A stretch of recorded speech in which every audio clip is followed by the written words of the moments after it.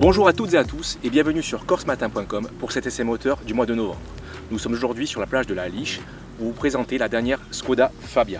Il s'agit de la 4e génération de cette petite citadine sortie tout droit des usines de République tchèque.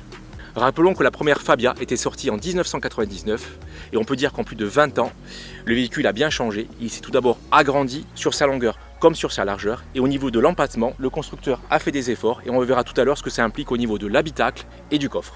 Point fort également sur cette Fabia, l'aérodynamisme. Le véhicule a bien sûr été effilé. On retrouve des petits clapets d'ouverture qui sont ici aux meilleures prises d'air du véhicule et donc une consommation plus faible du carburant. Au niveau de l'aspect extérieur du véhicule, comme d'habitude, pas de fioritures du côté des designers de chez Skoda. On retrouve un style plutôt classique. Au niveau de la calandre, on la voit plutôt imposante. Elle rappelle celle de l'Enyaq et de l'Octavia. Ensuite, on voit des feux de position qui sont liés donc à la calandre. Côté capot, ces deux nervures qui donnent un style plutôt sportif au véhicule et rajoutent un peu son côté effilé. À l'arrière de cette Fabia, on reste dans le classique. Pareil, hein, même topo. On note tout de même ces feux qui sont un peu plus acérés que d'habitude, qui relèvera, comme tout à l'heure, le côté sportif de la Fabia.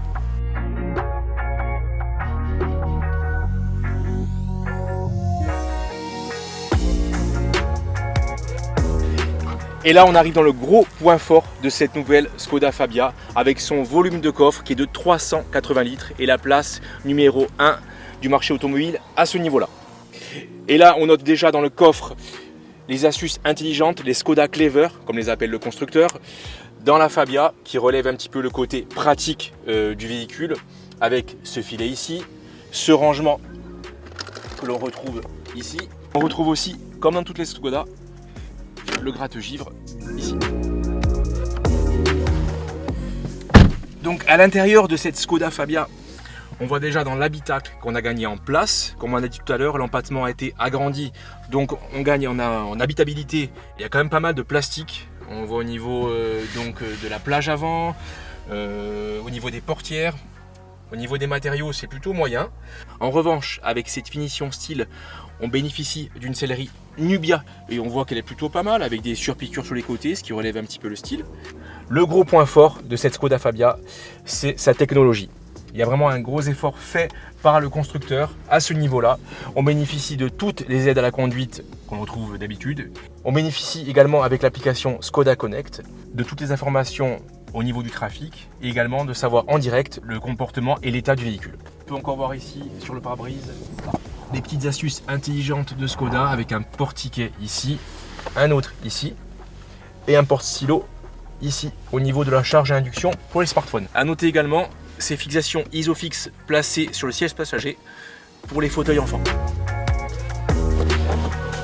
À l'arrière de cette Skoda Fabia, l'espace est plutôt sympa. On note encore les petites astuces intelligentes de chez Skoda. On a ici des poches pour smartphone. On voit ici un porte-gobelet qu'on peut enlever.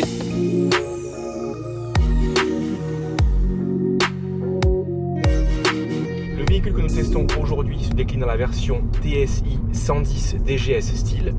Il dispose donc d'un moteur de 110 chevaux avec 6 rapports. Le constructeur la décline également en 95 chevaux. Deux autres versions sont également disponibles en MPI, c'est-à-dire sans turbo, en 65 et 80 chevaux. En revanche, ni hybride, ni électrique, ni diesel ne sont proposés par le constructeur.